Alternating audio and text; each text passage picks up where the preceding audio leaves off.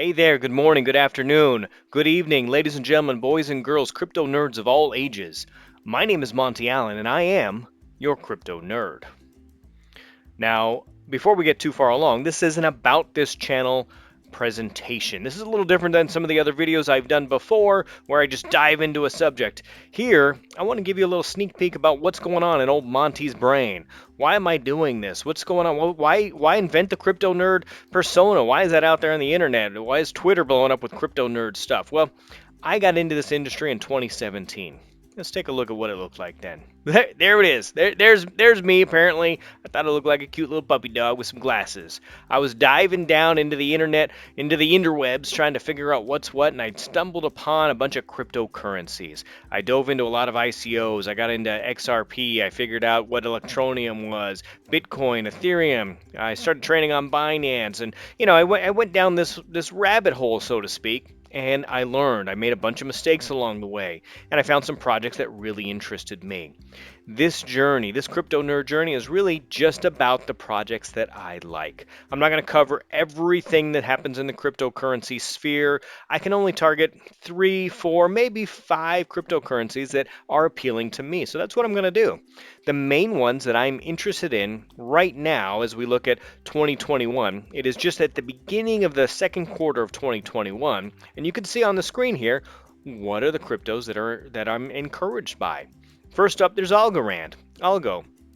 Now, I like to say this is the future of finance. I believe this is on their website. They talk about being the future the future of finance. They've put together a great ecosystem. Algo is my #1 priority right now. I put most of my emphasis, most of my focus is on Algorand, and I think that they have the brightest future of all of the cryptos that I'm following right now, and it's what the project that excites me the most. Let's look at their FutureFi stuff. They're talking a lot about DeFi, decentralized finance. They've got a ton of these things that are cooking right now. Decentralized finance, Appaloosa. We've got the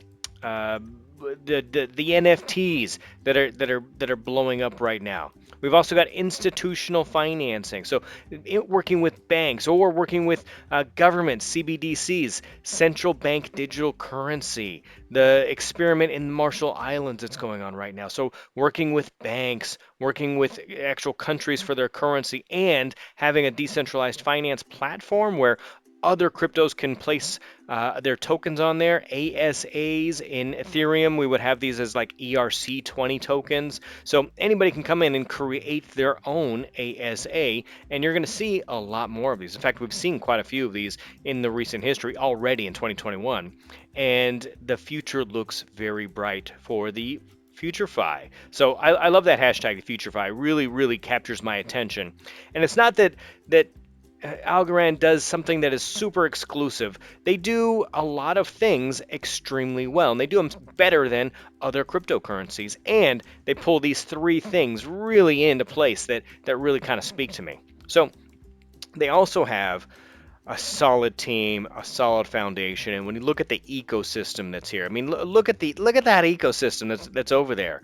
Look at all those logos. Those are all partners, people that are affiliated in one way, shape, or form with the Algo already. And these folks have done their due diligence more so than I have, right? Because they've invested money, they've decided to partner with them, and these folks decided, hey, we want to work with the Algo. We want to work with Algorand. We want to work with this amazing team. And that, for me, speaks volumes. And I'm excited every single day when Algo announces a new partnership, when the NFTs get announced, when a new DeFi hits, a new exchange is being worked on. All of those things are really exciting. Now, there's a couple of other projects. Obviously, I've already mentioned that. Electroneum is one of the first projects I got into in 2017. And really, Electroneum started off, they had some misfires. I think they've course corrected a few times. They were looking to get into, the gambling space, online, wages, betting, that sort of thing. And then they were looking for, they had a mobile miner. But I think that they have really found their niche, and it's all about payments. So Electroneum isn't working with a lot of big banks. They're not doing central digital currency for countries, but they are working with the end users, and they're working with a lot of them.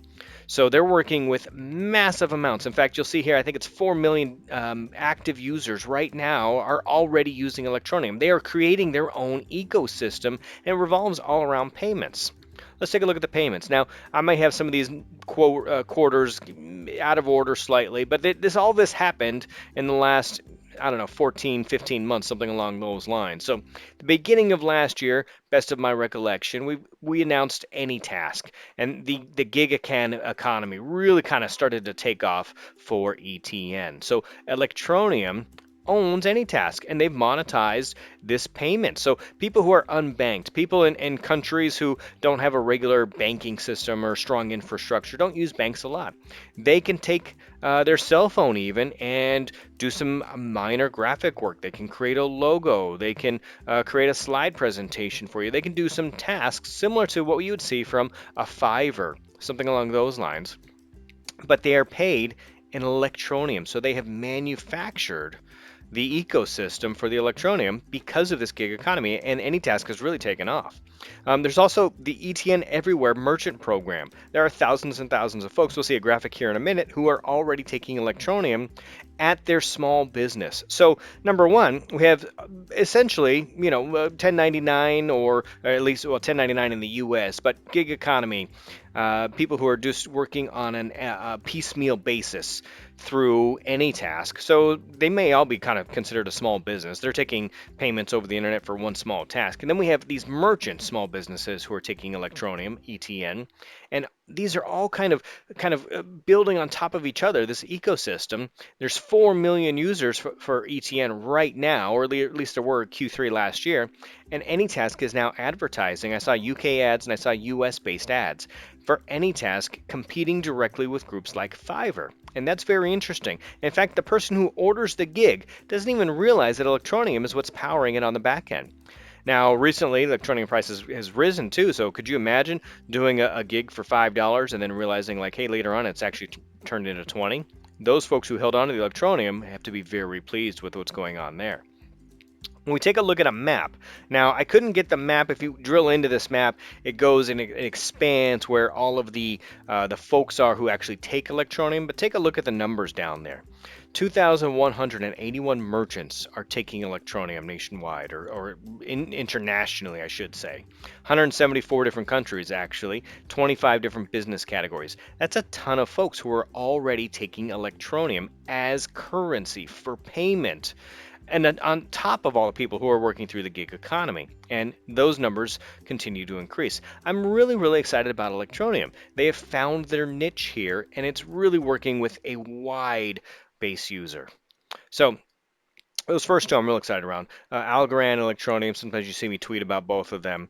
Now this last one is a little bit of a boom or bust in my opinion. I got into XRP early. I made a good amount of money trading XRP. At the time, I really didn't understand the fundamentals. I didn't understand Ripple. In fact, I think at the time it might have still been called Ripple.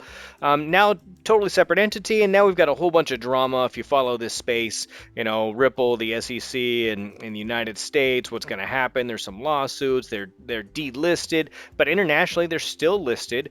They still operate essentially the same way, and they say that, hey, if Ripple went away, XRP would still survive.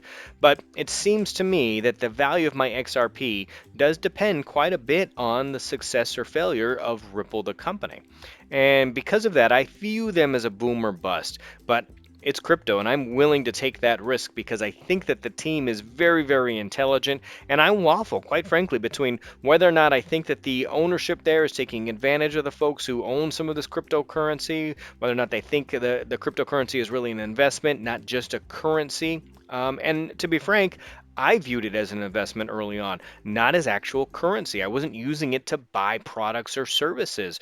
Real talk, I used it to invest, and I was hoping that the value would go up. Now, the company didn't sell me shares, so the case that the SEC is making now doesn't seem to hold a whole lot of merit, but their survivability, what they do, what they look like when they come out of this, I think is going to be very important to the success of XRP and how far it goes. Really, are they going to get damaged by this, or is XRP going to take off? Could be either one. I'm not really sure. And I don't like to talk a lot about price or predictions. I don't have a crystal ball. I don't know what those things are. I'm not a financial advisor. I just really love this stuff. And I think that it's a new asset class. It's exciting. And I want to talk about it. I want to be a part of it. So here I am. I am now the crypto nerd. So I will post videos for you weekly, maybe more often than that if there's some really inspiring news that comes out. But welcome to my world. I hope that I can give you some education. I hope that I can point you in the right direction. I hope we can have some commentary about this. I am looking forward to it, and I thank you for coming along with the journey. Go check me out on Twitter. I'm at Real Monty Allen, and come find me. Let's talk. Let's talk crypto.